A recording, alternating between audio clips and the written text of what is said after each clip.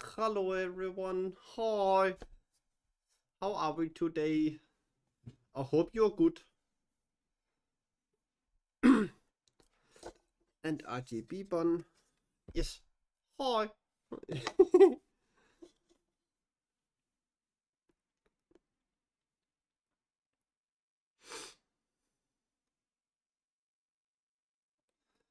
I really hope everyone is good.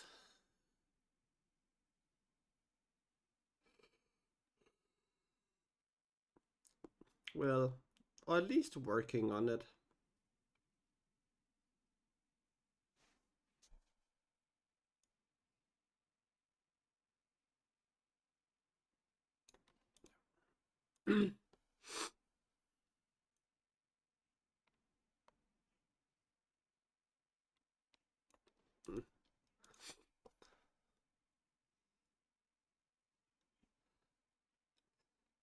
So I think, how was your weekend until now?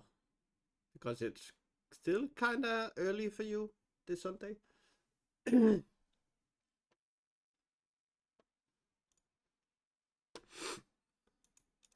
Hi, Mr. Todd. Hi. Ooh, why has it been tiring? Woo! Mm, mm, mm, mm. The knives bend the forks, sass the bottles and burn the corks, sass the pastors about the plates. That's what Bilbo Baggins hates. Not about the mat, the better mat. Andrea! Hi! Sass it on every door. That the body ball, the door. Yes, yes! At the banner there's support.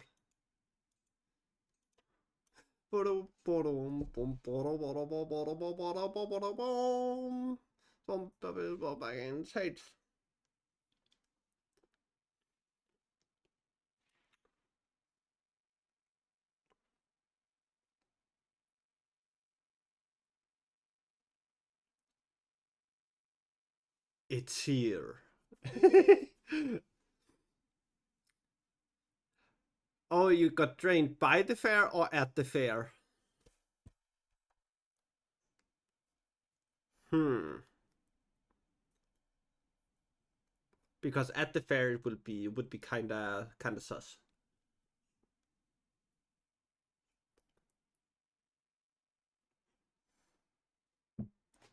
Sika, hi!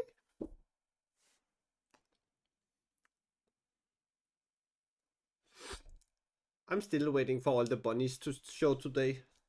I haven't seen any except myself.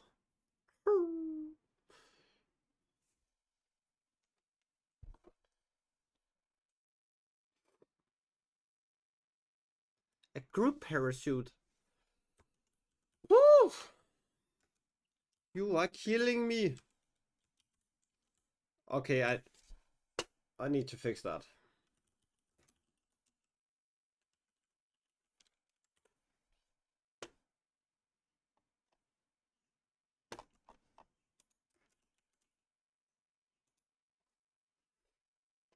Nice landing though.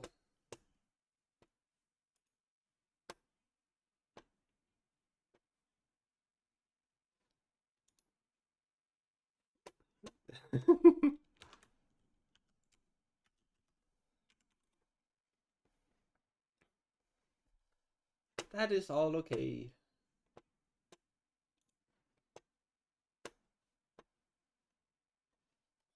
All okay.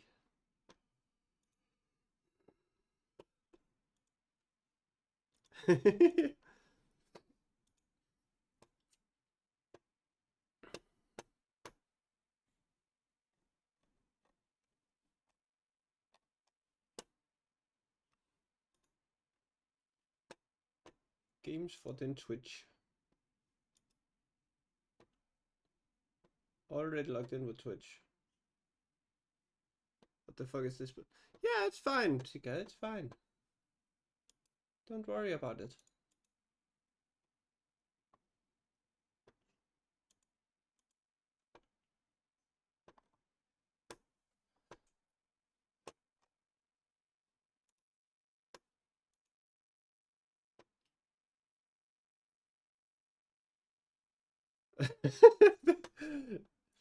You need to get your ass in gear, Andrea. Come on.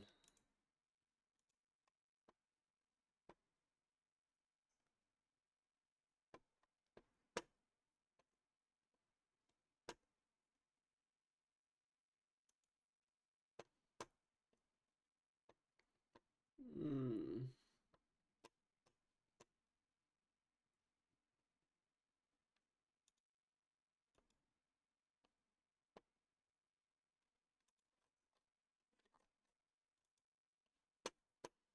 Okay, 2 seconds. I might need to. Yeah, here. I had to update my link.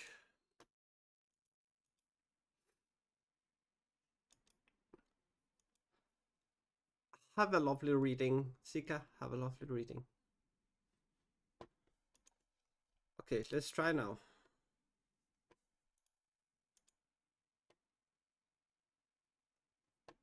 Of fucking course.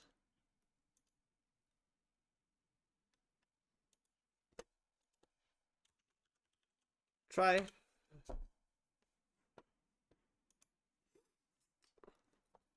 Can you try with me, the thing? Or anyone else which is here?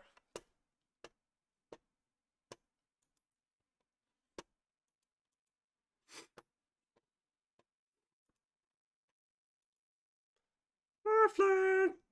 Hello! Anybody home?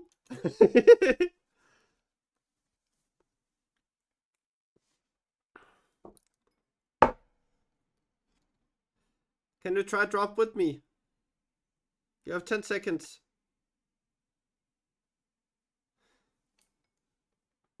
Then you can take the patate as a reward. No, you couldn't. But at least it didn't. Yeah, you were too late, Earthling. Too late. But at least it didn't fuck it up this time. Yay! I fixed it! Woohoo!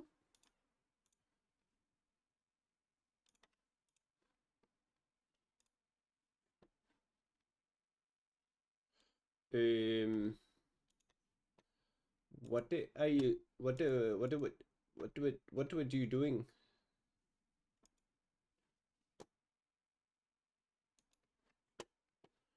What was then this doing?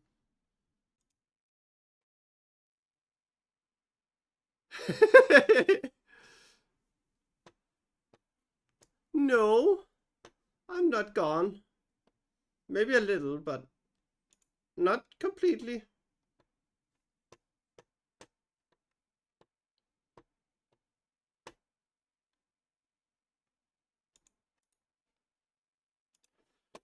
Properties. Here, okay. But apparently I need to fix this. I fucking hate Dream Elements. Okay, bye bye. Screw it. And now my chat is not working as well. Oh, that's great.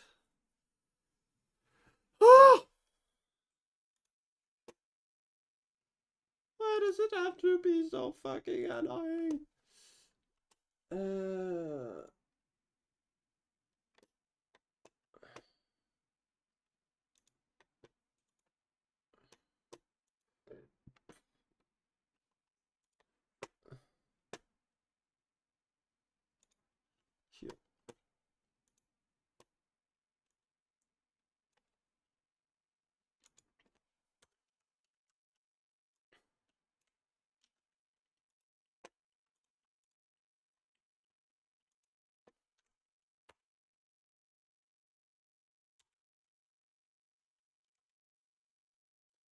This is fucking annoying.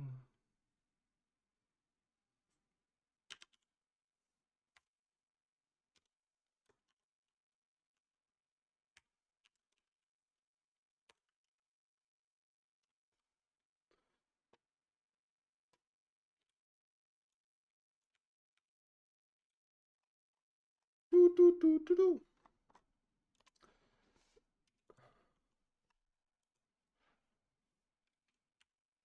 Yay, I got 2. 60 sub alerts.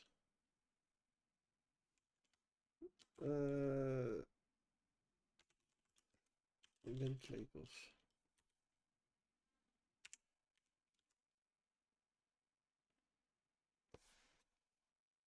Ja, den går.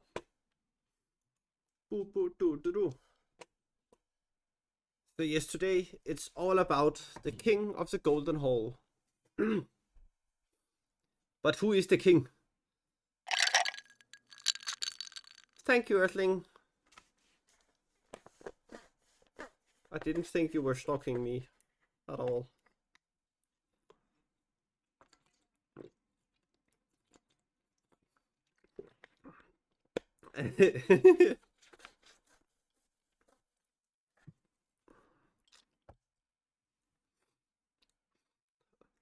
I just grabbed my teacup,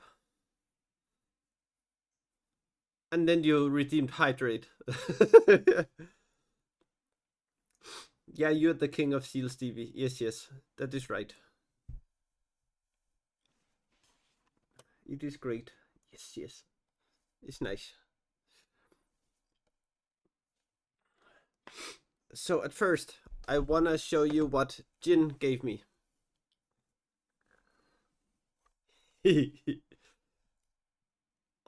Hi.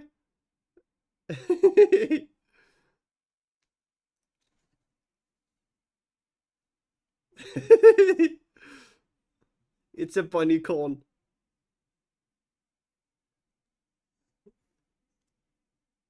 It's cute. But it has a dick in his forehead.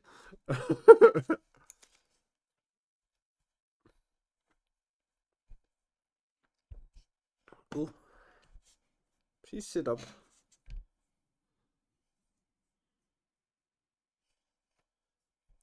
Ay. Sit up. Thank you. And I got one more. I got this.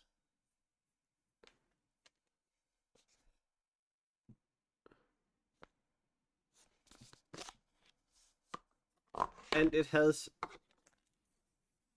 And I have this. I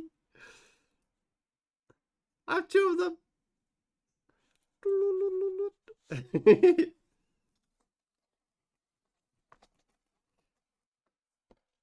It's nice. And then I have family. I have Jin family as a sticker. I appreciate that.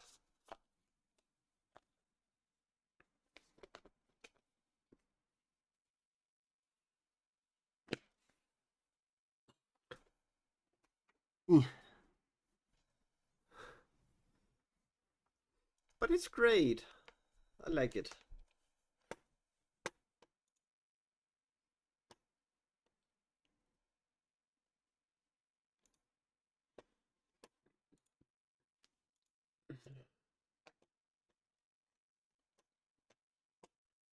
Yes.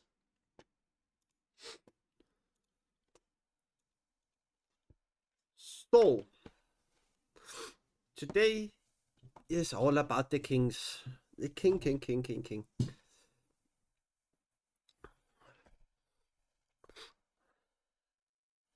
So let's start off strong today.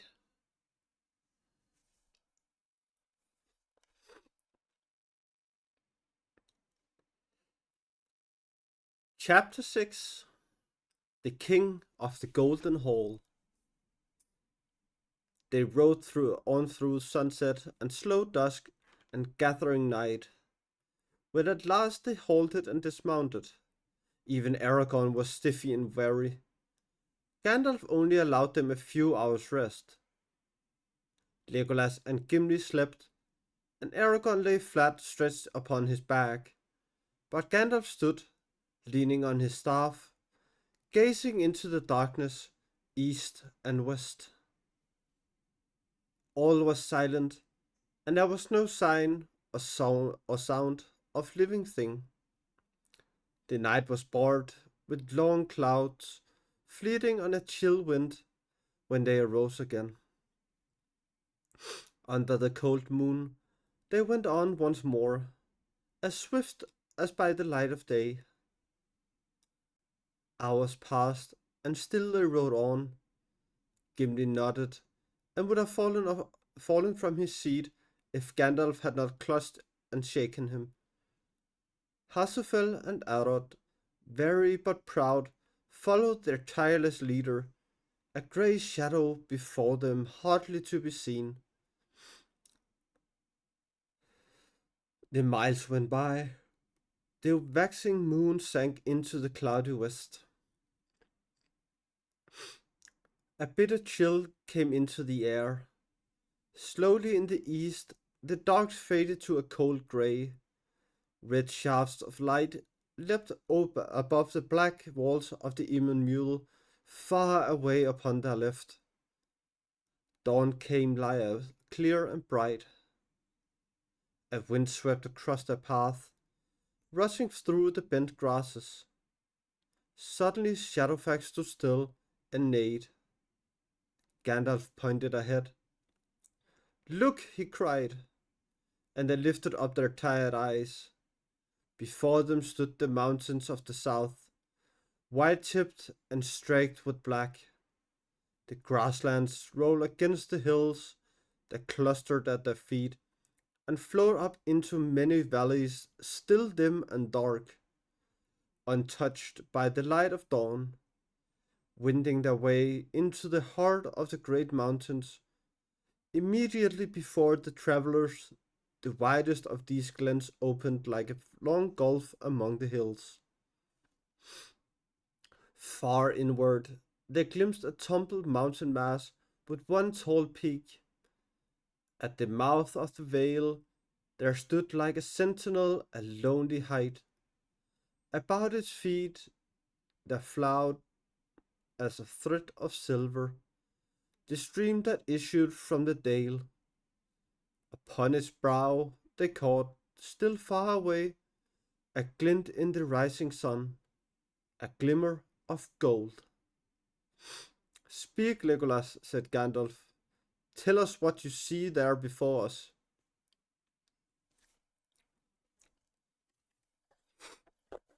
Hmm.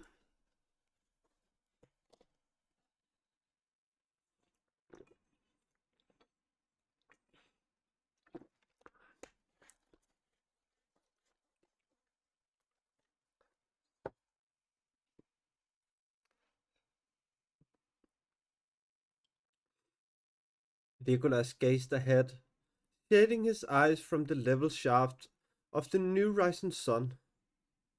"I see a white stream that comes down from the snows," he said. "Where it issues from the shadow of the vale, a green hill rises upon the east. A dike and mighty wall and thorny fences encircle it. Within there, rise of roofs of houses, and in the midst, set upon a green terrace, there stands aloft a great hall of men. And it seems to my eyes that it is thatched with gold. The light of it shines far over the land. Golden, too, are the posts of its doors. There are men in bright mail stand, but all else within the courts are yet asleep." "Idoras, those courts are called," said Gandalf, "and Meduseld is that golden hall. There dwells Theoden, son of Thingol, king of the Mark of Rohan. We are come with the rising of the day. Now the road lies plain to see before us, but we must ride more warily, for war is abroad, and the Rohirrim, the horse lords, do not sleep, even if it seems so far away. Even if it seems so from afar. Draw no weapon, speak no haughty word. I counsel you all until we are come before Theoden's seat." The morning was bright and clear about them, and birds were singing, when the travelers came to the stream. It ran down swiftly into the plain, and beyond the feet of the hills turned across the path in a wide bend, flowing away east to the feet of the Endwash, far off in its reed-choked beds. The land was green. In the wet meads and along the grassy borders of the stream grew many willow trees. Already in this southern land they were blushing red at their fingertips, feeling the approach of spring. Over the stream there was a ford between low banks, much trampled by the passage of horses. The travellers passed over and came upon a wide rutted track leading towards the uplands. At the foot of the walled hill the way ran under the shadow of many mounds, high and green. Upon the western sides the grass was white as with a drifted snow. Small flowers sprang there like countless stars amid the turf. Thank you, Earthling. I love to see the bonbons.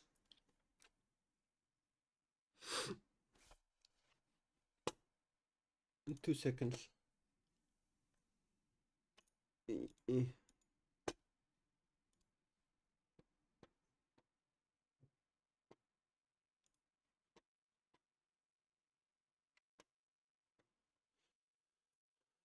we go.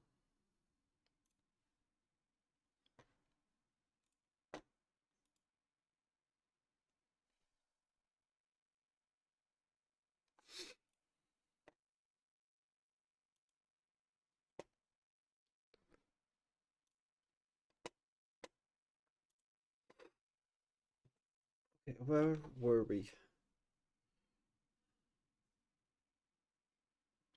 Look, said Gandalf, how fair are the bright eyes in the grass. Ever mind they are cold. Simple moon in this land of men, for they blossom in all the seasons of the year and grow where dead men rest. Behold, we are come to the great barrows where the sires of Theoden sleep. Bleh. 7 mounts upon the left and 9 upon the right, said Aragorn. Many long lives of men it is since the Golden Hall was built. 500 times have the red leaves fallen in Mirkwood in my house since then, said Legolas. And but a little while does that seem to us. But to the riders of the mark it seems so long ago, said Aragorn, that the raising of this house is but a memory of song, and the years before are lost in the mist of time. Now they call this land their home, their own, and the speech is sundered from their northern kin. Then he began to chant softly in a slow tongue unknown to the elf and dwarf. Yet they listened, for there was a strong music in it. That, I guess, is the language of the Rohirrim, said Legolas, for it is like to this land itself, rich and rolling in part, and else hard and stern as the mountains, but I cannot guess what it means, save that it is laden with the sadness of mortal men. It runs thus in the common speech, said Aragorn, as near as I can make it. Where now the horse and the rider? Where is the horn that was blowing? Where is the helm and the hauberk and the bright hair flowing? Where is the hand on the harp string and the red fire glowing? Where is the spring and the harvest and the tall corn growing? They have passed like rain on the mountain, like a wind in the meadow. The days have gone down in the west behind the hills into shadow.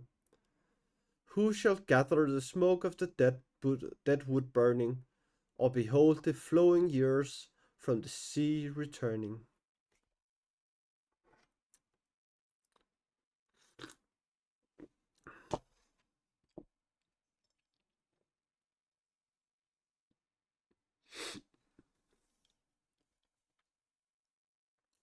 Thus spoke a forgotten poet long ago in Rohan, recalling how tall and fair the old young who rode down out of the north, and there were wings upon the feet of his steed, Felarof, father of horses. So men still sing in the evening. With these words, the travelers passed the silent mounds, following the winding up way up the green shoulders of the hills. They came at last to the white wind-swept walls and the gates of Edoras. There sat many men in bright mail, who sprang at once to their feet and barred the way with spears. Stay, strangers, here unknown, they cried in the tongue of the Riddermark, demanding the names and errand of the strangers. Wonder was in their eyes, but little friendliness, and they looked darkly upon Gandalf. Well do I understand your speech, he answered in the same language. Yet few strangers do so.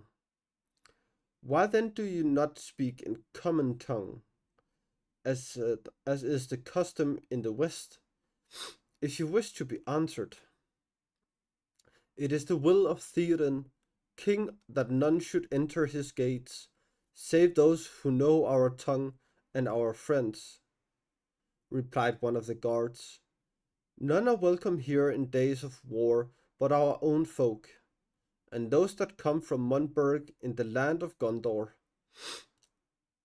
Who are you that come heedless over the plain, thus strangely clad, riding horses like to our own horses? Long have we kept guard here, and we have watched you from afar. Never have we seen other riders so strange, nor any horses more proud than is one of these that bear you. He is one of the Meras, unless your eyes are cheated by some spell. Say you are not a wizard, some spy from Saruman, or phantoms of his craft. Speak now and be swift. We are no phantoms, said Aragorn, nor do your eyes cheat you. For indeed these are your own horses that we ride, as you knew well ere you ask, I guess. But seldom does thief ride home to the stable. Here are Hasselfell and Arod, that Eomer, the third marshal of the Mark, lent to us, only 2 days ago. We bring them back now, even as we promised him. Has Eomer not returned and given warning of our coming? A troubled look came into the guard's eyes. Of Eomer I have naught to say, he answered. If what you tell me is truth, then doubtless Theoden will have heard of it. Maybe your coming was not wholly unlooked for, but it is but 2 nights ago that Wormtongue came to us and said that by the will of Theoden no stranger should pass these gates. Wormtongue, said Gandalf, looking sharply at the guard. Say no more. My errand is not to Wormtongue, but to the Lord of the Mark himself. I am in haste. Will you not go or send to say that we are come? His eyes glinted under his deep brows as he bent his gaze upon the man. Yes, I will go, he answered slowly. But what names shall I report? And what shall I say of you? Old and weary you seem now, and yet you are fell and grim beneath, I deem. Well, do see and speak, said the wizard. For I am Gandalf, I have returned, and behold, I too bring back a horse. Here is Shadowfax the Great, whom no other hand can tame. And here beside me is Aragorn, son of Arathorn, the heir of kings, and it is to Munburg that he goes. Here are also Legolas the elf, and Gimli the dwarf, our comrades. Go now and say to your master that we are at his gates, and would have speech with him if he will permit us to come into his hall.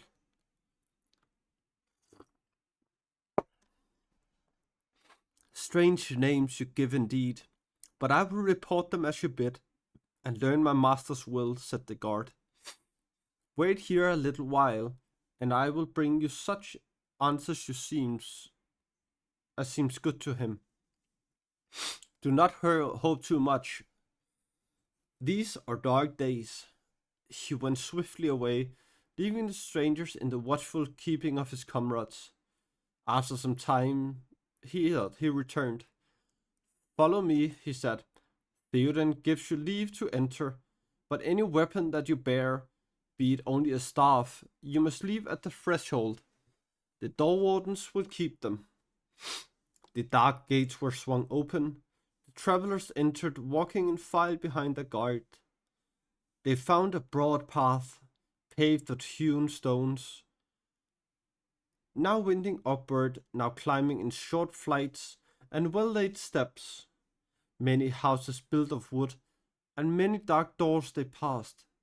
Beside the way, in a stone channel, a stream of clear water flowed, sparkling and chattering.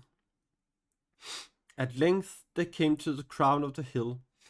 There stood a high platform above the green terrace, at the foot of which a bright spring gushed from a stone carved in the likeness of a horse head.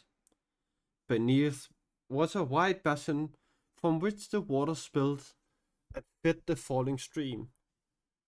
Up the green terrace went a stair of stone, high and broad, and on either side of the topmost step were stone-hewn seats. There sat the guards, with drawn swords laid upon their knees. Their golden hair was braided on their shoulders. The sun was blazoned upon their green shields. Their long corslets were burnishing bright, and when they rose taller, they seemed like than mortal men. There are the doors before you, said the guide. I must return now to my duty at the gate. Farewell, and may the Lord of the Mark be gracious to you. He turned and went swiftly back down the road.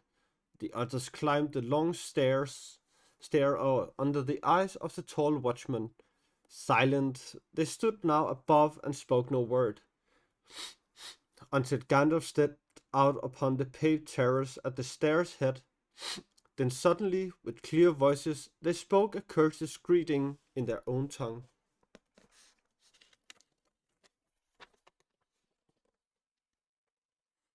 Hail, comers from afar, they said, and they turned the hills to their swords towards the travelers in token of peace.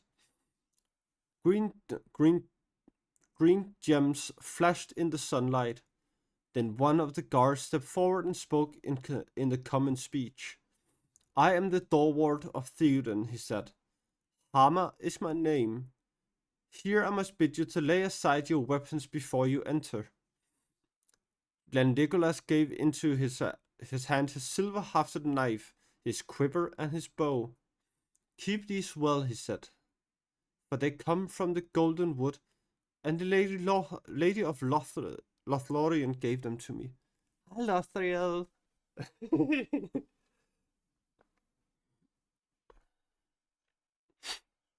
Wonder came into the man's eyes, and he laid the weapons hastily by the wall, as if he feared to handle them. No man will touch them, I promise you, he said. Aragorn stood a while hesitating. It is not my will, he said, to put aside my sword, or to deliver Andúril to the hand of another man.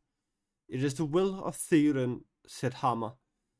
It is not clear to me that the will of Theoden, son of Thingol, even though he be the Lord of the Mark, should prevail over the will of Aragorn, son of Arathorn, Elendil's heir of Gondor. This is the house of Theoden, not of Aragorn, even were he king of Gondor. In the seat of Denethor, said Hammer, stepping swiftly before the doors and bearing the way. His sword was now in his hand, and the point towards the strangers. This is idle talk, said Gandalf. Needless is Theoden's demand, but it is useless to refuse. A king will have his way in his own hall, be it folly or wisdom. Truly, said Aragorn, and I wondered I would do as the master of the house bade me. Where do were this only a woodman's cot? If I borrow now any sword by Anduril, whatever its name may be, said Hammer, here you shall lay it, if you would not fight alone against all the men of Edoras. Not alone, said Gimli, fingering the blade of his axe, and looking darkly up at the guard, as if he were a young tree that Gimli had a mind to fell.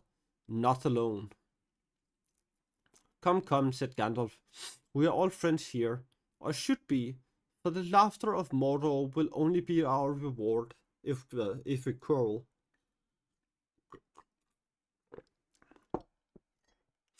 My errand is pressing. Here at least is my sword, Goodman Hammer. Keep it well. Glamdring it is called, for the elves made it long ago. Now let me pass. Come, Aragorn. Slowly Aragorn unbuckled his belt, and himself set his sword upright against the wall. Here I set it, he said, but I command you not to touch it, nor to permit any other to lay hands on it. In this elvish sheet dwells the blade that was broken and has been made again. Telshar first wrought it in the deep of time. Death shall come to any man that draws Elendil's sword, save Elendil's heir. The guard stepped back and looked with amazement on Aragorn. It seems that you are come on the wings of song out of forgotten days, he said. It shall be, Lord, as you command. Well, said Gimli, if it has Anduril to keep it company, my axe may stay here too, without shame. And he laid it on the floor. Now then, if all is as you wish, let us go and speak with your master. The guard still hesitated. Your staff, he said to Gandalf. Forgive me, but that too must be left at the doors. Foolishness, said Gandalf. Prudence is one thing, but discourtesy is another. I am old. If I may not lean on my stick as I go, then I will sit out here until it pleases Theoden to hobble himself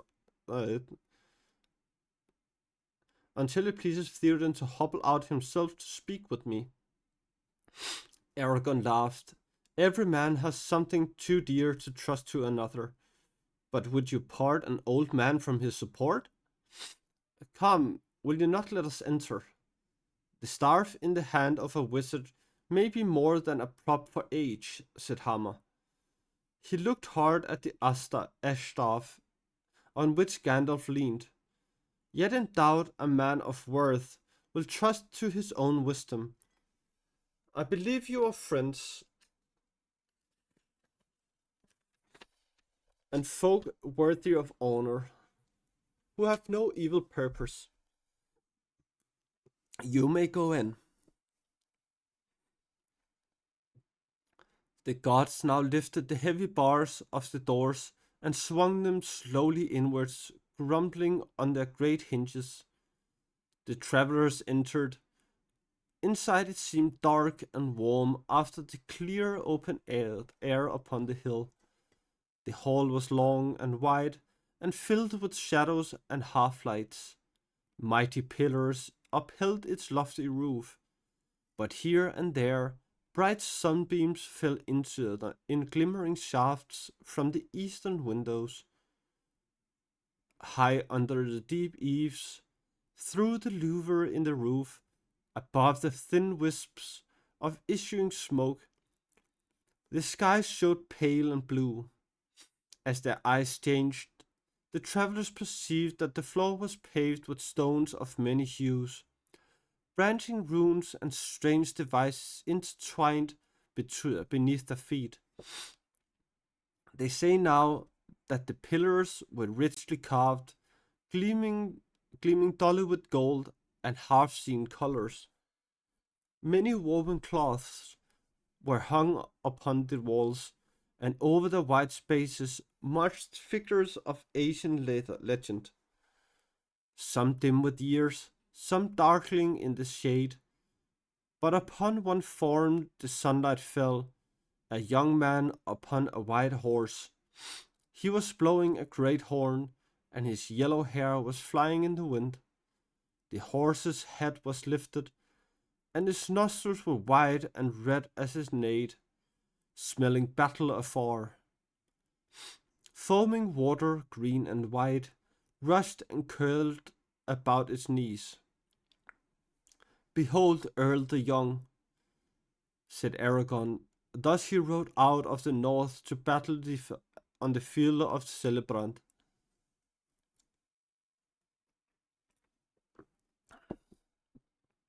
Now the four companions went forward, past a clear wood fire burning upon the long hearth in the midst of the hall.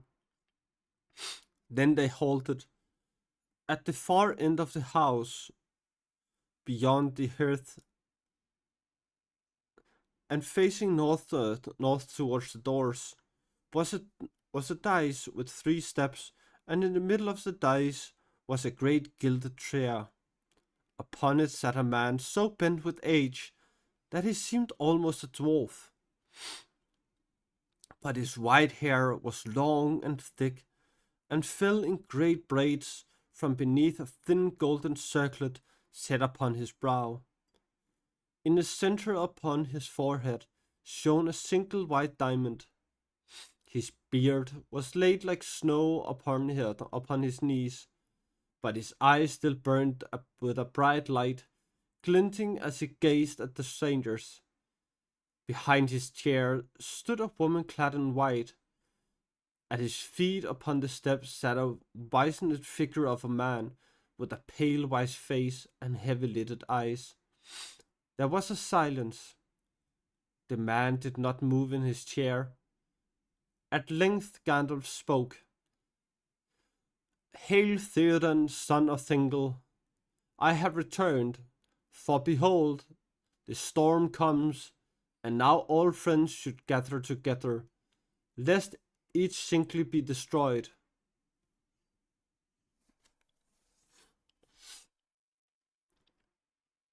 Slowly the old man rose to his feet, leaning heavily upon a short black staff with a handle of white bone.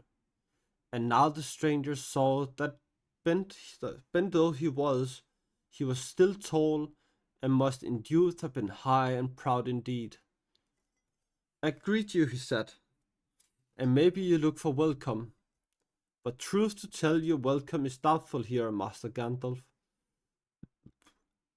You have ever been a herald of woe. Troubles follow you like crows, and ever the oftener the worse.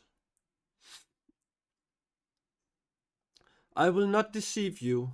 When I heard that Shadowfax had come back riderless, I rejoiced at the return of the horse, but still more at the lack of the rider.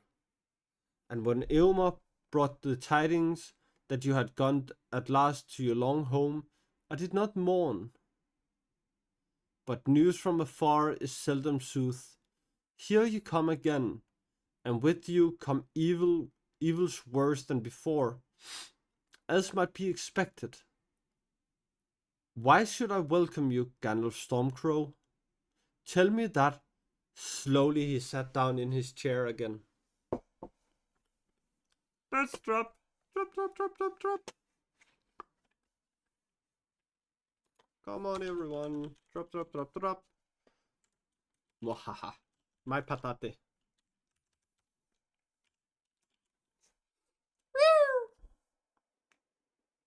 Oh, that sucked.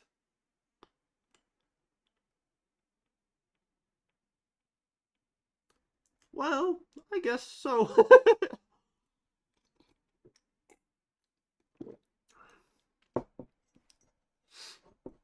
Well, it was a nice try.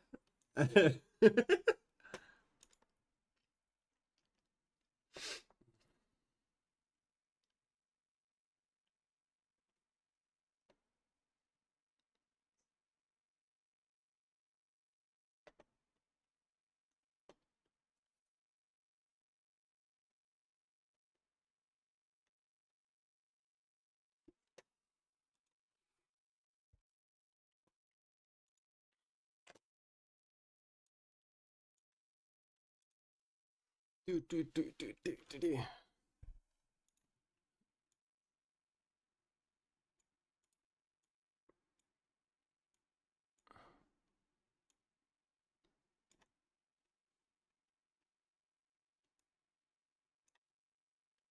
There we go.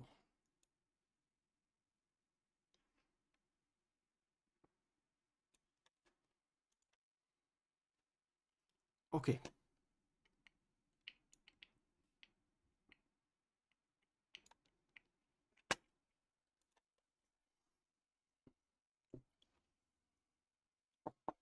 Let's see where we got to.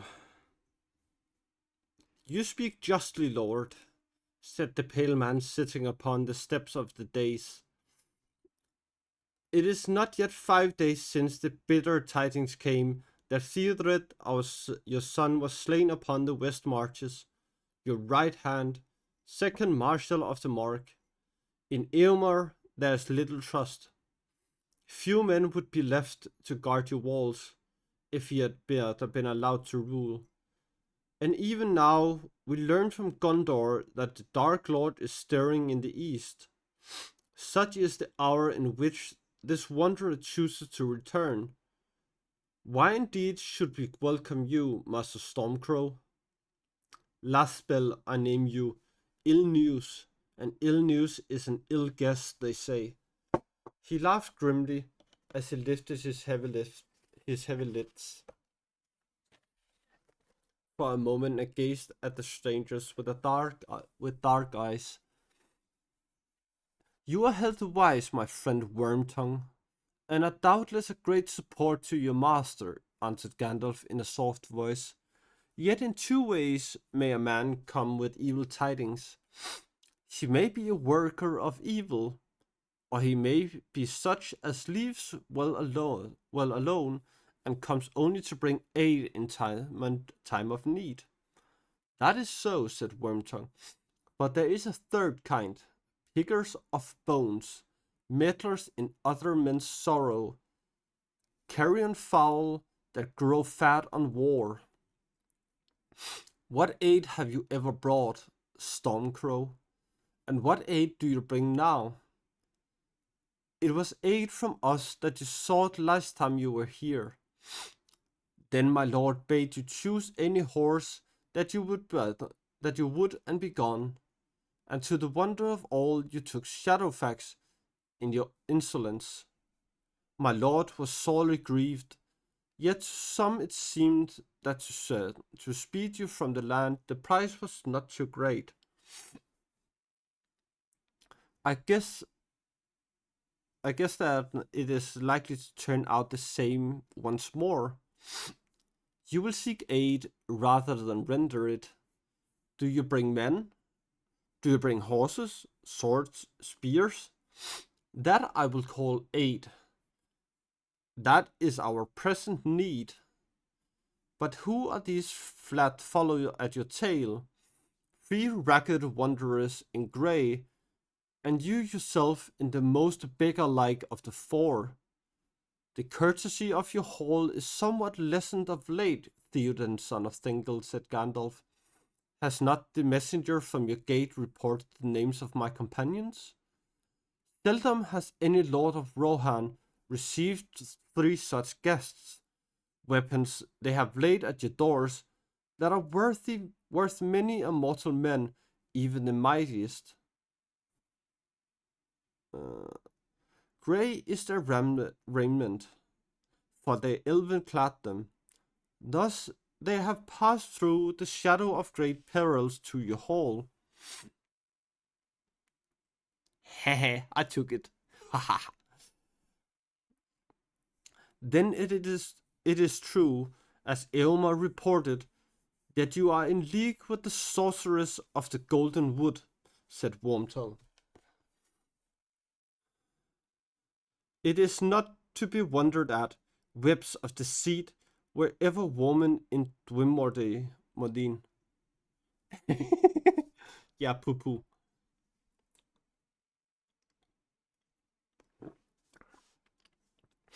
Gimli strode a pace forward, but suddenly felt the hand of Gandalf clutch him by the shoulder, and he halted. standing stiff as stone. Haha. In Dwymodine in Lorien, seldom have walked the feet of men. Few mortal eyes have ever have seen the light that lies there ever, long and bright. Galadriel, Galadriel, clear is the water of your well, white is the star in your white hand, unmarred, unstained is leaf and land, in Dwymordine in Lorien, more fair than thoughts of mortal men. Thus Gandalf softly sang, and then suddenly he changed. Casting his tattered cloak aside, he stood up and leaned no longer on his staff, and he spoke in a clear, cold tongue. The wise speak only of what they know, dreamer son of Galmod. A witless worm you have become. Therefore be silent and keep your forked tongue behind your teeth. I have not passed through fire and death to bandy crooked words with the serving man to the lightning falls. He raised his staff. There was a roll of thunder. The sunlight was blotted out from the eastern windows. The whole hall became suddenly dark as night. The fire faded to sullen embers. Only Gandalf could be seen, standing white and tall before the blackened hearth. In the gloom they heard the hiss of Wormtongue's voice. Did I not counsel you, Lord, to forbid his staff? That fool Hama has betrayed us. There was a flash of as if lightning has cloven the roof. Then all was silent. Wormtongue sprawled on his face. Now, Theoden, son of Thingol, will you hearken to me? Said Gandalf. Do you ask for help? He lifted his staff and pointed to a high window. There the darkness seemed to clear, and through the opening could be seen, high and far, a patch of shining sky. Not all is dark. Take courage, Lord of the Mark, for better help you will not find. No counsel have I to give to those that despair. That counsel I would give, I could give, and words I can speak to you. Will you hear them? They are not for all ears. I bid you come out before your doors and look abroad. Too long have you sat in shadows and trusted to twisted tales and crooked promptings. Slowly Theoden left his chair. A faint light grew in the hall again. The woman hastened to the king's side, taking his arm, and with faltering steps the old man came down from the dais and paced softly through the hall. Wormtongue remained lying on the floor. They came to the doors, and Gandalf knocked. Open, he cried. The Lord of the Mark comes forth. The doors rolled back, and keen air came whistling in. A wind was blowing on the hill. Send your guards down to the stairs foot, said Gandalf. And you, lady, leave him a while with me.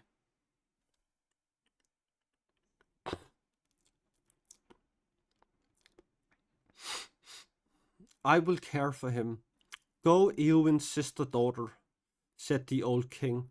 The time for fear is past.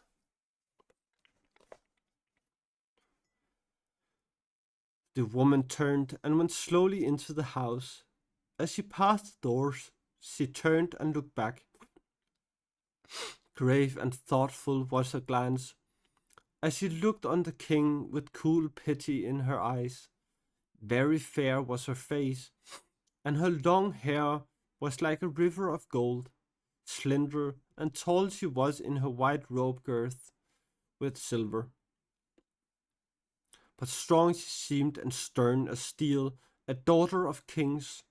Thus Aragorn for the first time in the full light of day beheld Eowyn, Lady of Rohan, and thought her fair and cold, like a morning of pale spring that is not yet to womanhood. and she now was suddenly aware of him. A tall heir of kings, wise with many winters, grey cloaked, hiding a power that yet she felt. For a moment, still as stone she stood, then turning swiftly she was gone. Now, Lord, said Gandalf, look out upon your land, breathe the free air again. From the porch upon the top of the high terrace, they could see beyond the stream the green fields of Rohan fading into distant grey. Ugh. Curtains of wind-blown rain were slanting down, the sky above, and to the west was still dark with thunder, and lightning far away flickered among the tops of hidden hills. But the wind had shifted to the north, and already the storm that had come out of the east was receding, rolling away southward to the sea. Suddenly, through a rent in the clouds, behind them a shaft of sun stabbed down. The falling showers gleamed like silver, and far away the river glittered like a shimmering glass. I don't know, Earthling. Why do you think they do? I have no clue.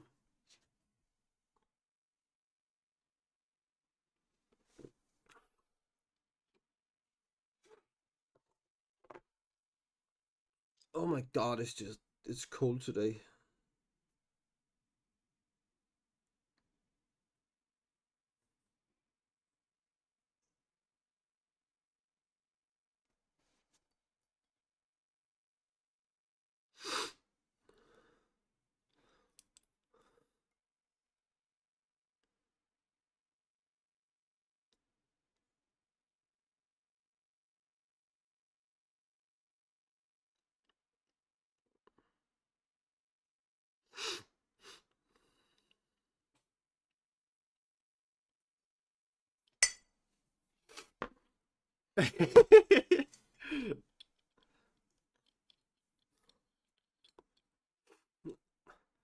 Yes, because secretly the Lord of the Rings is all about bonbons. Yes, I agree.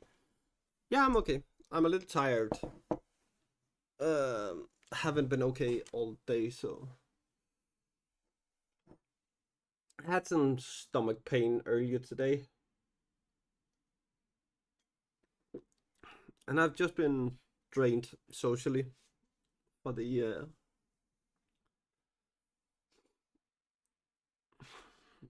yeah, for the whole weekend. But else I'm actually okay. Let's see, how far do we have left? So 13 pages. No, there isn't. But I just know if I do not finish the chapter, I will not be able to rest properly. And yeah, nobody want that.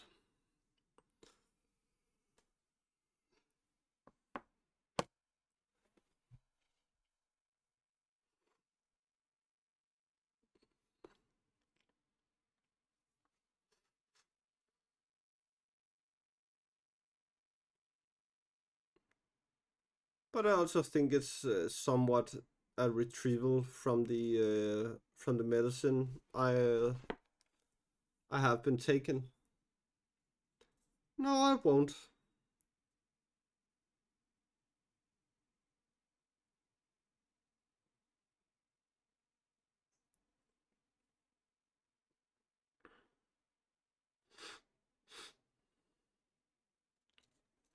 But yeah, I'm also starting school soon, and that is also taking a toll on me. And I have to get new meds as well, which are more expensive than the ones I have gotten until now. So yeah, school. I start school the 26th of June. No, sorry, of August.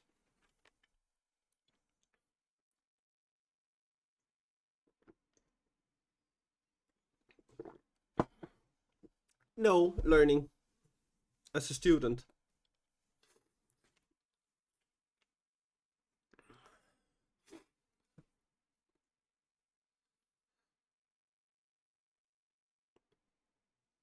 Yeah, exactly. University.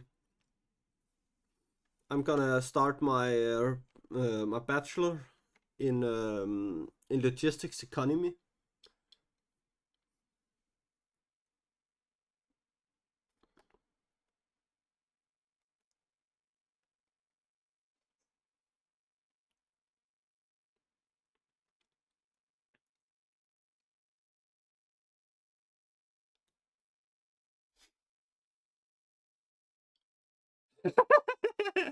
No, not that.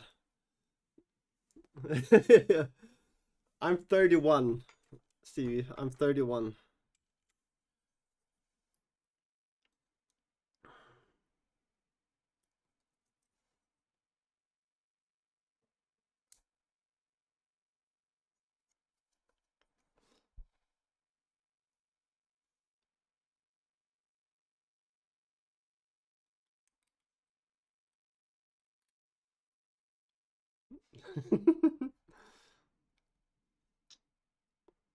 Yeah, even though I'm younger than you, I'm still getting called old.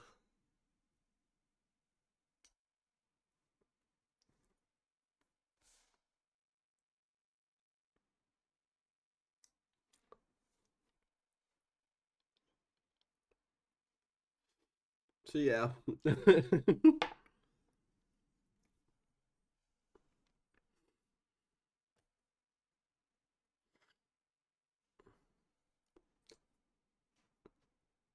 But yeah, it's stressing me a little bit out with the school, um, because of economy.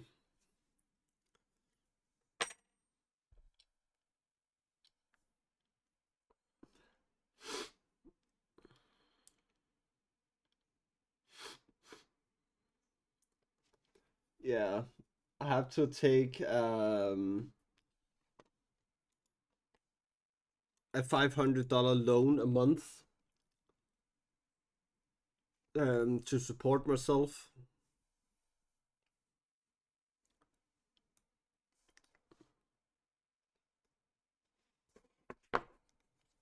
and I also need to buy my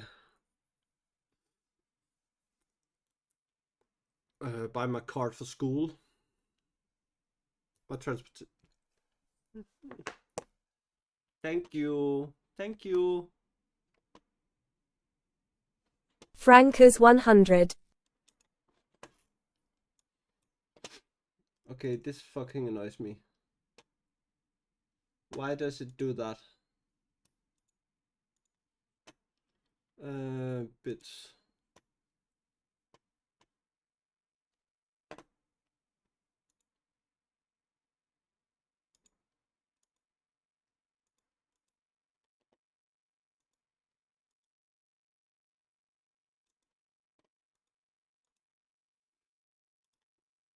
It shouldn't be doing that though.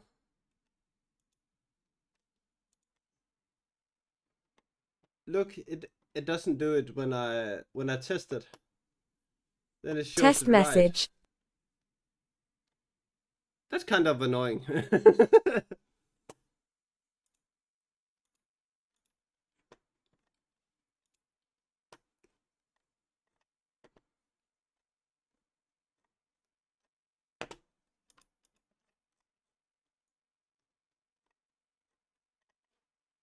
Hmm.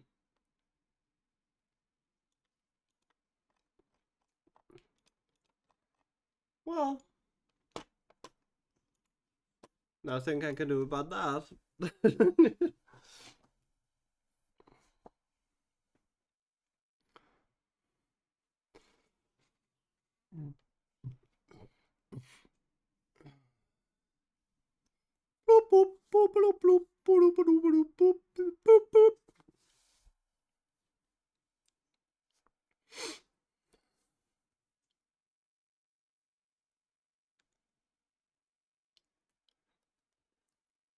Yeah, butt is good.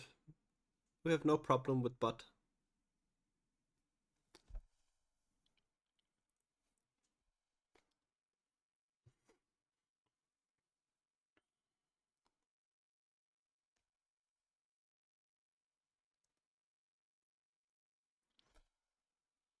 Okay, let's see.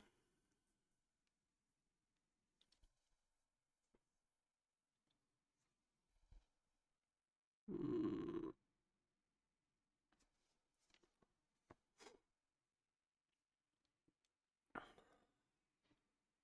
It is not so dark here, said Theoden. No, said Gandalf. Nor does age lie so heavily on your shoulders as some would have you think. Cast aside your prop. From the king's hand the black staff fell clattering on the stones. He drew himself up slowly as a man that is stiff from long bending over some dull toil. Now tall and straight he stood, and his eyes were blue as he looked into the opening sky. Dark have been my dreams of late, he said, but I feel as one new awakened. I would now that you have come before, Gandalf, for I fear that you have already come too late, only to see the last days of my house. Nor long shall stand the high hall of Brego, son of Eorl, built. Fire shall devour the high seat. What is to be done? Much, said Gandalf, but first send for Eomer. Do I not guess rightly that you have hold him prisoner by the council of Grima? Of him that all save you name the Wormtongue? It is true, said Theoden. Uh, he had rebelled against my commands and threatened death to Grima in my hall. A man may love you and yet not love Wormtongue or his counsels, said Gandalf. That may be. I will do as you ask. Call Harma to me. Since he proved untrusty as a doorward, let him come an errand runner.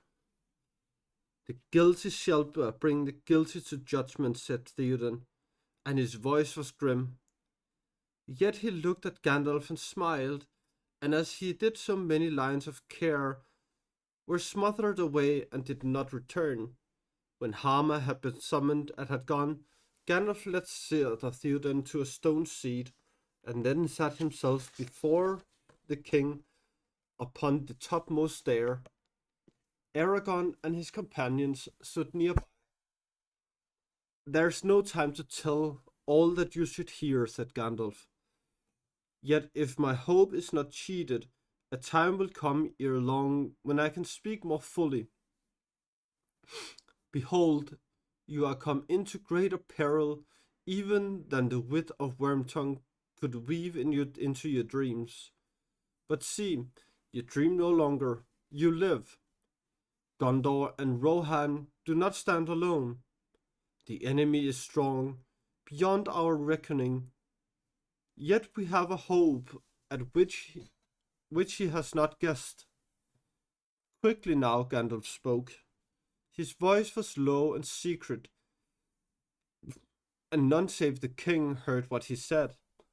But ever as he spoke, the light shone brighter in Theoden's eye, and at the last he rose from his seat to his full height, and Gandalf beside him, and together they looked out from the high place towards the east. Verily, said Gandalf, now in a loud voice, keen and clear, that way lies our hope. Where sits our greatest fear? Doom hangs still on a thread, yet hope there still is. If we can but stand unconquered for a little while. The others too now turned their eyes eastward. Over the sundering leagues of land, far away they gazed to the edge of sight, and hope and fear bore their thoughts still on, beyond dark mountains to the land of shadow, where now was the ring-bearer. How thin indeed was the thread upon which doom still hung, it seemed to Legolas, as he strained his far-seeing eyes, that he caught a glimpse of white, Far away, perchance the sun twinkled on a pinnacle of the tower of the guard, and further still, endless remote and yet a present threat. There was a tiny tongue of flame. Slowly Theoden sat down again, as if weariness still struggled to master him against the will of Gandalf.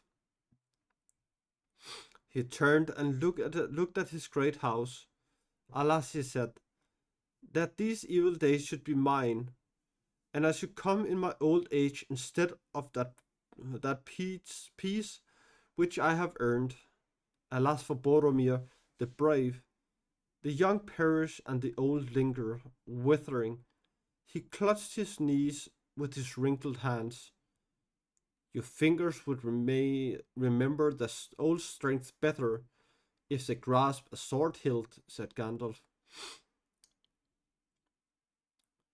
Theoden rose and put his hand to his side, but no sword hung at his belt. Where has Grima stowed it? He muttered under his breath. Take this, dear lord, said a clear voice. It was ever at your service. Two men had softly come up the stairs and stood now a few steps from the top. Eomer was there. No helm was on his head, no mail was on his breast, but in his hand he held a drawn sword, and as he knelt he offered the hilt to his master. How come this? Said Theoden sternly. He turned towards Eomer, and the men looked in wonder at him, standing now proud and erect. Where was the old man whom they had left crouching in his chair or leaning on his stick? It is my doing, lord, said Hammer, trembling. I understood that Eomer was to be set free. Such joy was in my heart that maybe I had erred. Yet since he was free again, and he a marshal of the mark, I brought him his sword as he bade me. To lay at your feet, my lord, said Eomer. For a moment of silence, Theoden stood looking down at Eomer as he still knelt before him. Neither moved. Will you not take the sword? Said Gandalf.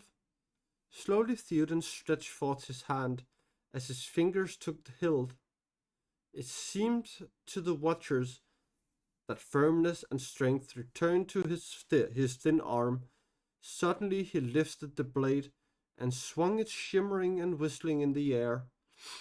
Then he gave out a great cry. His voice rang clear as he chanted in the tongue of Rohan a call to arms. Arise now, arise, riders of Theoden. Dire deeds awake, dark is it eastward. Let horse be brittled, horn be sounded. Forth Illingas. The guards, thinking that they were summoned, sprang up the stair. They looked at their lord in amazement.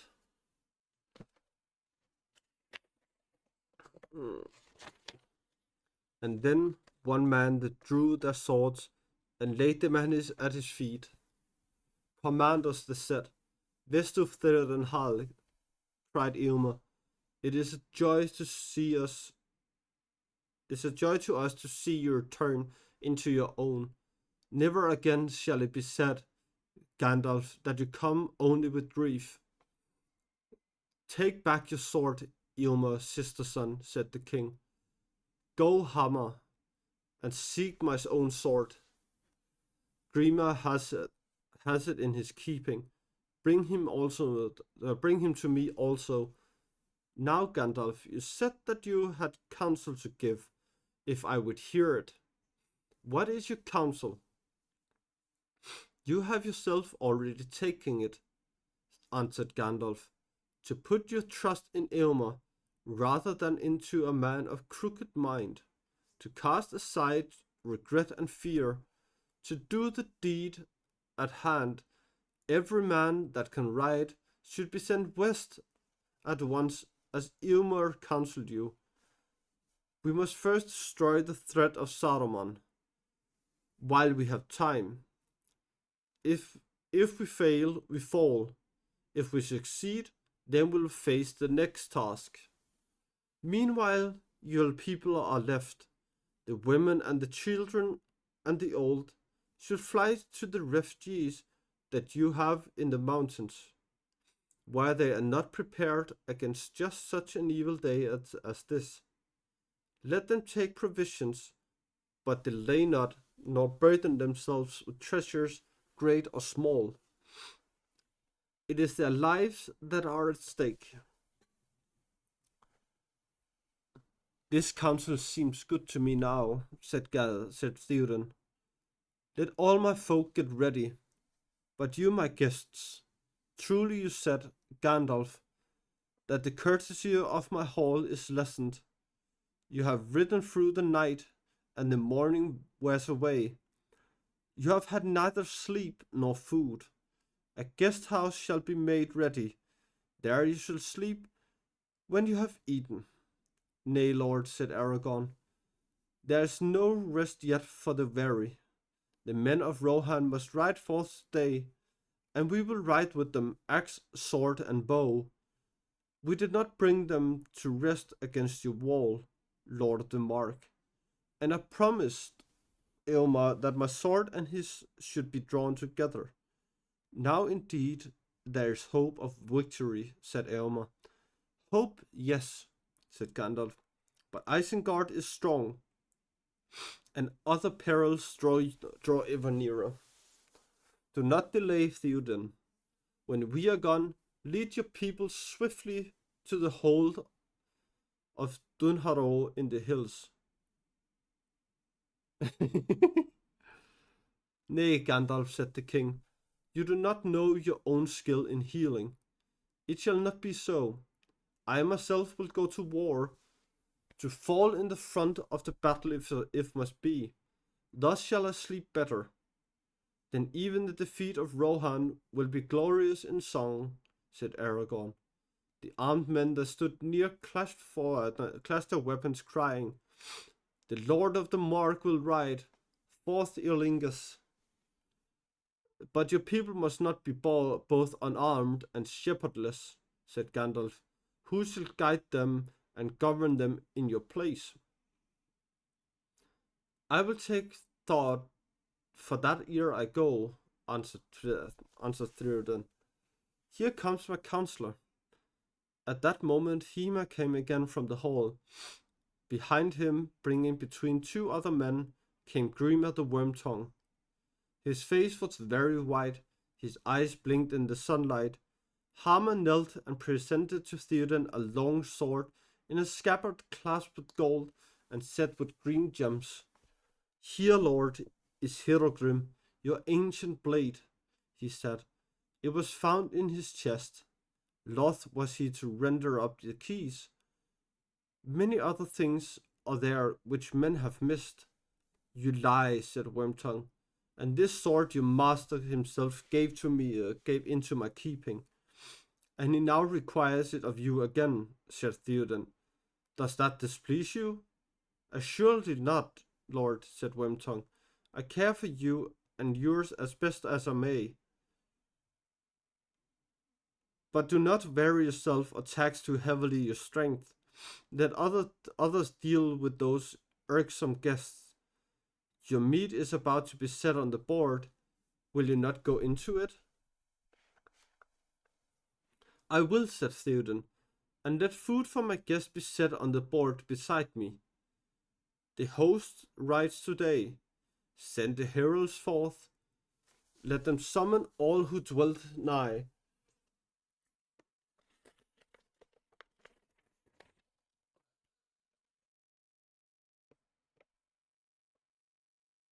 There we go. Now I can also read something.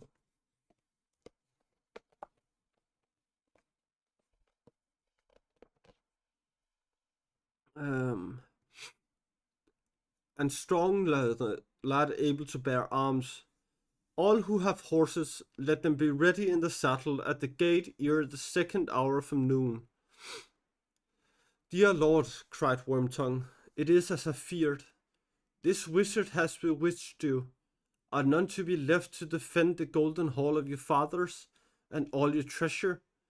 None to guard the Lord of the Mark? If this is bewitchment, said Theoden, it seems to me more wholesome than your whisperings. Your leechcraft ere long would have me walking on all fours like a beast.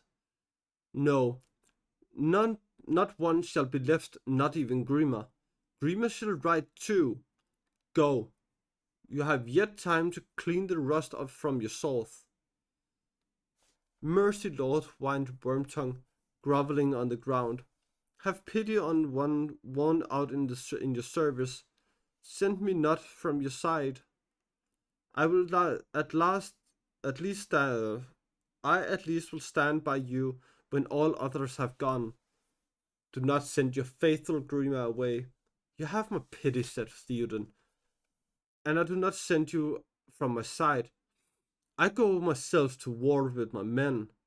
I bid you come with me and prove your faith. Wormtongue looked from face to face. In his eyes was the hunted look of a beast seeking some gap in the ring of his enemies. He licked his lips with a long pale tongue.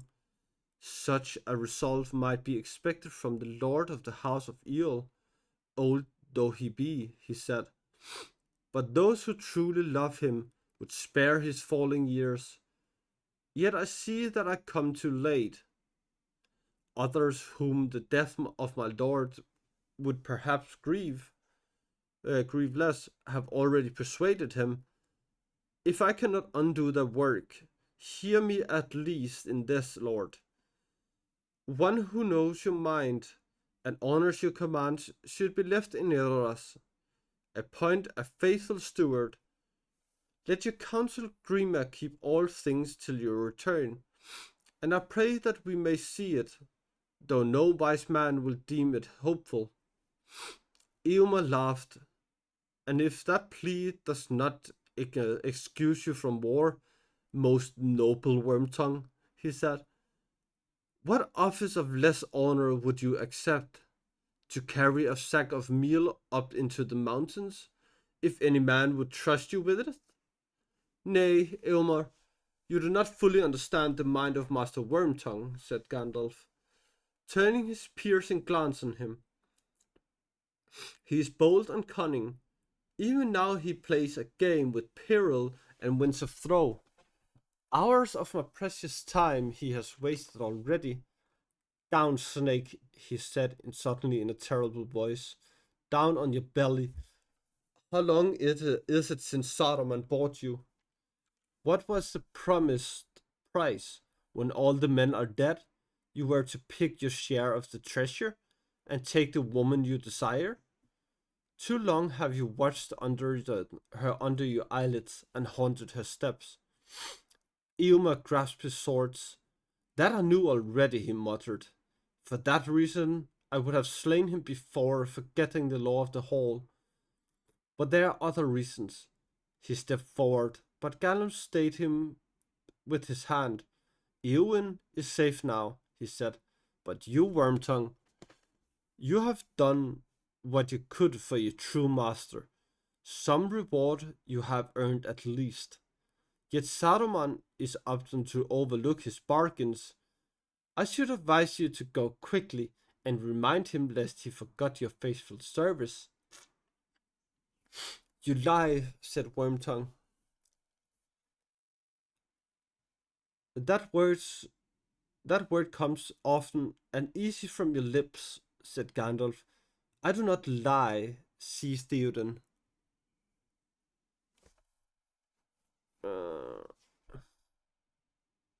I do not lie. See, Theoden, here is a snake. With safety you cannot take it with you, nor can you leave it behind. To slay it would be just, but it was not always as it is now. Once it was a man, and did you service in this fashion. Give him a horse, and let him go at once wherever he chooses. By his choice you shall judge him. Do you hear this, Wormtongue? Said Theoden. This is your choice: to ride with me to war, or let us see in battle whether you are true, or to go now whither you will. But then, if ever we meet again, I shall not be merciful. Slowly Wormtongue rose. He looked at them with half-closed eyes. Last of all, he scanned Theoden's face and opened his mouth, as if to speak. Then suddenly he drew himself up. His hand worked, his eye glittered. Such malice was in them that men stepped back from him. He bared his teeth, and then with a hissing breath he spat before the king's feet, and darting to one side, he fled down the stair. After him, said Theoden. See that he does no harm to any, but do not hurt him or hinder him. Give him a horse if he wishes, and if any will bear him, said Eomer. One of the guards ran down the stair, another went to the well at the foot of the terrace, and in his helm drew water. With it he washed clean the stones that Wormtongue had defiled. Oh, how.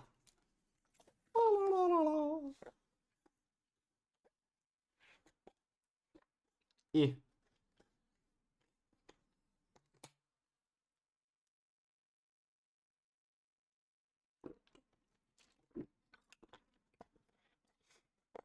Yes, let's see if Stevie gets it.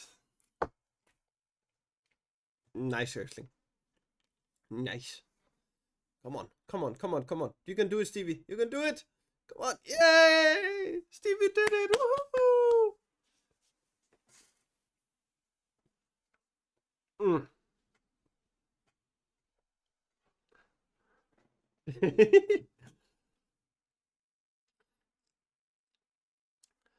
Now, my guests, come, said Theoden. Come and take such refreshment as haste allows. They passed back into the great house. Already they heard below them in the town the heralds crying and the war horns blowing. For the king was to ride forth as soon as the men of the town and those dwelling near could be armed and assembled.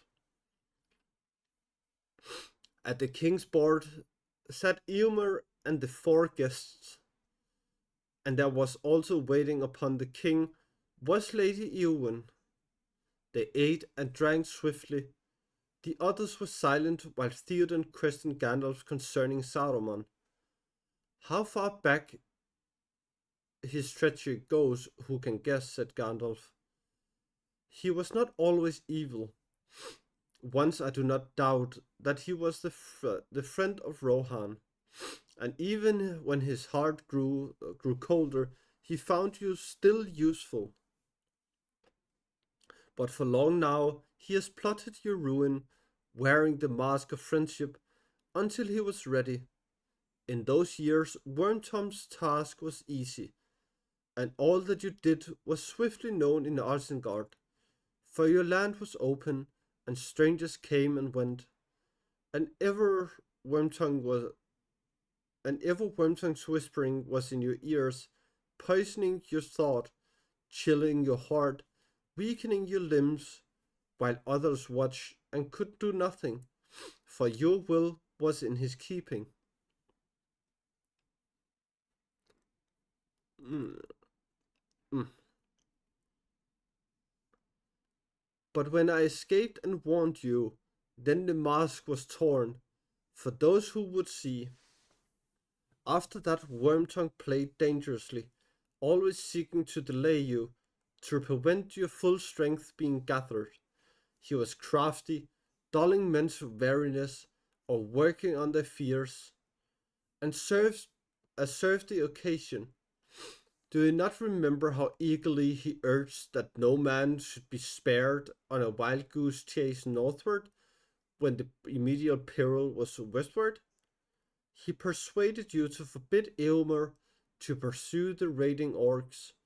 If Irma had not defied Wormtongue's voice speaking, With your mouth, those orcs would have reached Isengard by now, bearing a great prize, not indeed that prize which Saruman desires above all else, but at least two members of my company, sharers of a secret hope, of which even to you, Lord, I cannot yet speak openly.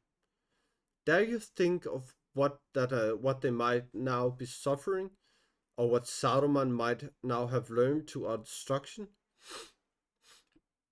I owe much to Eomer, said Theoden. Faithful heart may have froward tongue.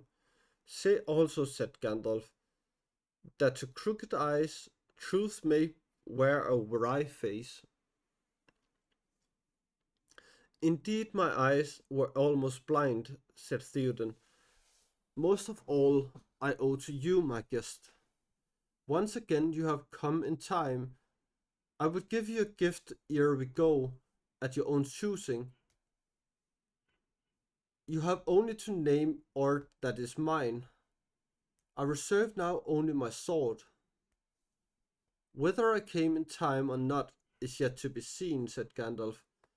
But as for your gift, Lord, I will choose one that will fit my need, swift and sure.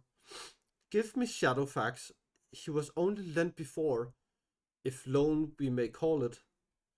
But now I shall ride him into great hazard, setting silver across black. I would not risk anything that is not my own, and already there is a bond of love between us. You choose well, said Theoden, and I give him now gladly. Yet it is a great gift. There is none like to Shadowfax. In him one of the mighty steeds of old has returned. None shall return again. And to you, my other guests, I will offer such things as may be found in my armory. Swords you do not need, but there are helms and coats of mail.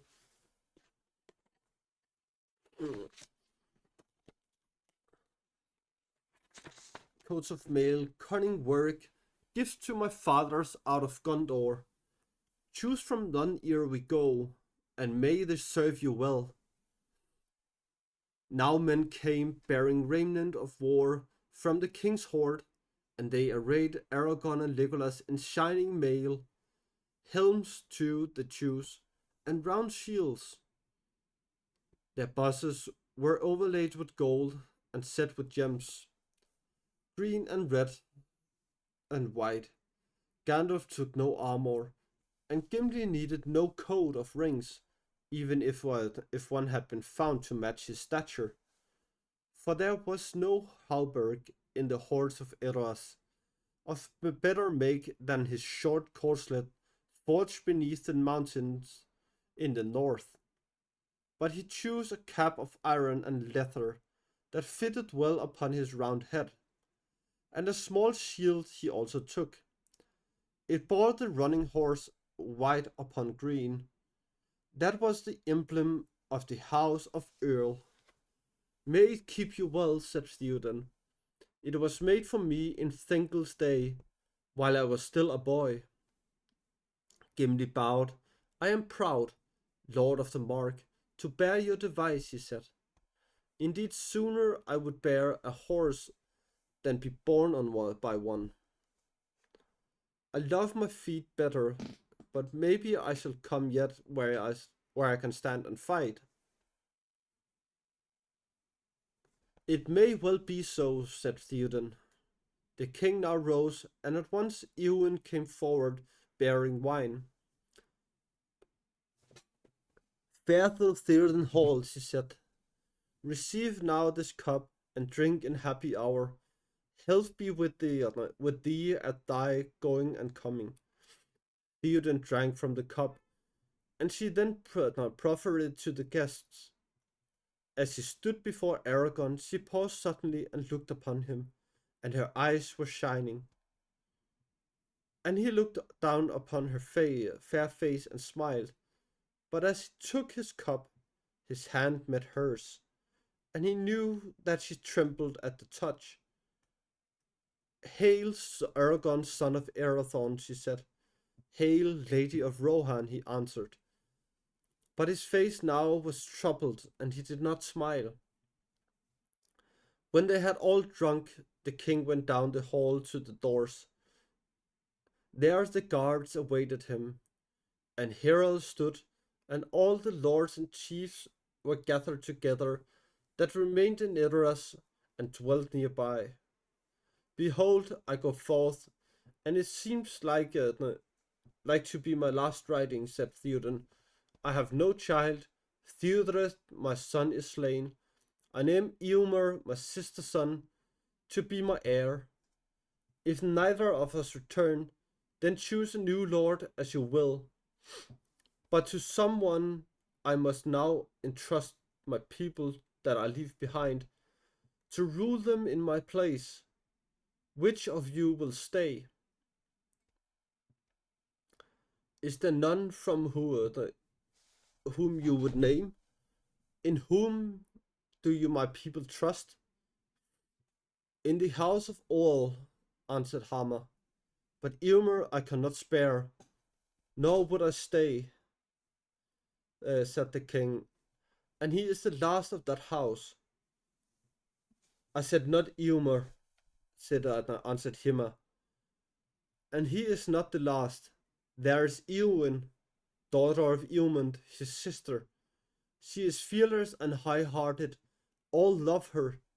Let her be as lord to the Olingas while we are gone. It shall be so, said Theoden. Let the heralds announce to the folk that the Lady Eowyn will lead them. Then the king sat upon a seat before his doors, and Eowyn knelt before him and received from him a sword and a fair corslet. Farewell, sister daughter, he said. Dark is the hour, yet maybe we shall return to the Golden Hall. But in Dunharrow the people may long defend themselves, and if the battle go ill, thither will come all who escape. Speak not so, she answered. A year shall I endure for every day that passes until your return. But as she spoke, her eyes went to Aragon, who stood nearby. The king shall come again, he said. Fear not. Not west, but east does our doom await us. The king now went down the stairs, with Gandalf beside him. The others followed. Aragon looked back as they passed towards the gates. Alone Eowyn stood before the doors of the house at the stairs head. The sword was set upright before her, and her hands were laid upon the hilt. She was clad in mail, and shone like silver in the sun. Gimli walked with Legolas, his axe on his shoulder. Well, at last we set off, he said. Men need many words before deeds. My axe is restless in my hands, though I doubt not that these Rohirrim are fell-handed when they come to it. Nonetheless, this is not the warfare that suits me. How shall I come to battle? I wish I could walk and not bump like a sack at Gandalf's saddle bow. A safer seat than many, I guess, said Legolas. Yet doubtless Gandalf would gladly put you down on your feet when blows begin, or Shadowfax himself. An axe is no weapon for a rider, and a dwarf is no horseman.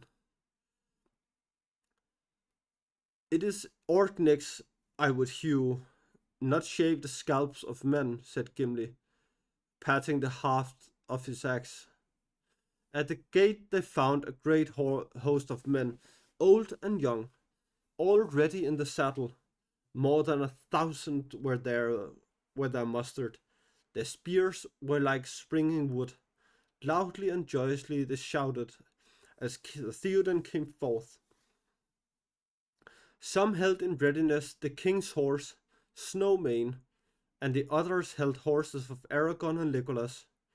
Gimli stood ill at ease, frowning, but Eomer came up to him, leading his horse. Hail, Gimli, son of Gloin, he cried. I have not had time to learn gentle speech under your rod, as you promised. But shall we not put aside our quarrel?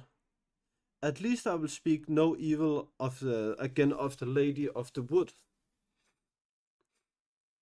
I will forget my wrath for a while, Eomer, son of Eomund, said Gimli.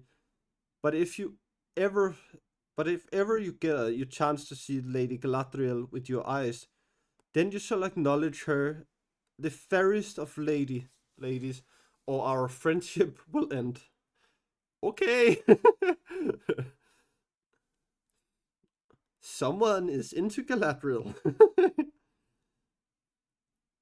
So it be, said Eomer. But until that time, pardon me, and in token of pardon ride with me, I beg. Gandalf will be at the head with the Lord of the Mark, but Firefoot, my horse, will bear us both, if you will. I thank you indeed, said Gimli, greatly pleased. I will gladly go with you, if Legolas, my comrade, may ride beside us. It shall be so, said Eomer. Legolas upon my left, and Aragorn upon my right, and none will dare to stand before us. Where is Shadowfax? Said Gandalf. Running wild over the grass, they answered. He will let no man handle him. There he goes, away down by the ford, like a shadow among the willows. Gandalf whistled and called aloud the horse's name, and far away he tossed his head and neighed, and turning sped towards the host like an arrow. Were the breath of the west wind to take a bodily visible, even so would it appear, said Eomer. As the great horse ran up until he stood before the wizard, the gift seems already to be given, said Theoden. But hearken all. Here now I name my guest Gandalf Graham, wisest of counsellors, most welcome of wanderers, a lord of the Mark, a chieftain of the Eorlingas, while our kin shall last, and I give to him Shadowfax, prince of horses. I thank you, Theoden, king, said Gandalf. Yeah, it should be the last page. Then suddenly he threw back his grey cloak and cast aside his hat and leaped to horseback. He wore no helm or mail. His snowy hair flew free in the wind. His white robes shone dazzling in the sun. Behold the white rider, cried Aragorn, and all took up the words. Our king and the white rider, they shouted. Forth, Eorlingas!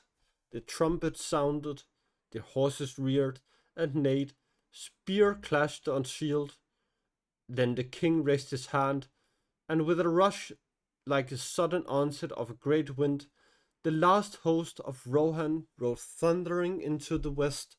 Far over the plain, Eowyn saw the glitter of the spears as she stood still, alone before the doors of the silent house. And that was the last one for today. So next time we will go and see how things will be going in Helm's Deep. So let's see who we can go and find.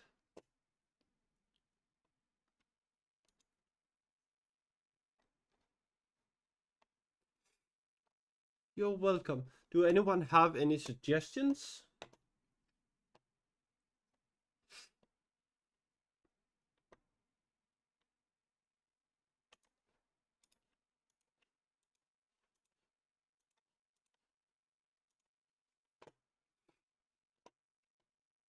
Yeah, I was thinking about him.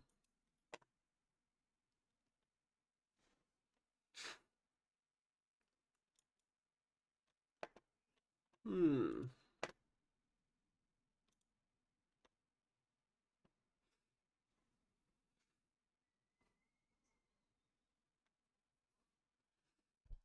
But I think we will take this person instead.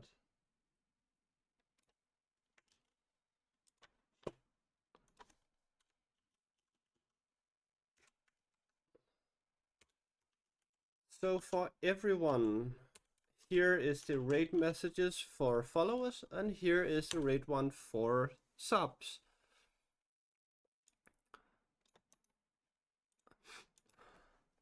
And I hope to see you all on next Sunday, and I hope you all will have a great week, because after next stream I will begin at school, so I might have a little bit less energy. Next time might be an hour later, but I hope not. So yes, I hope to see you all next Sunday, and have a great evening. And here we go to say hi to Artist Resource.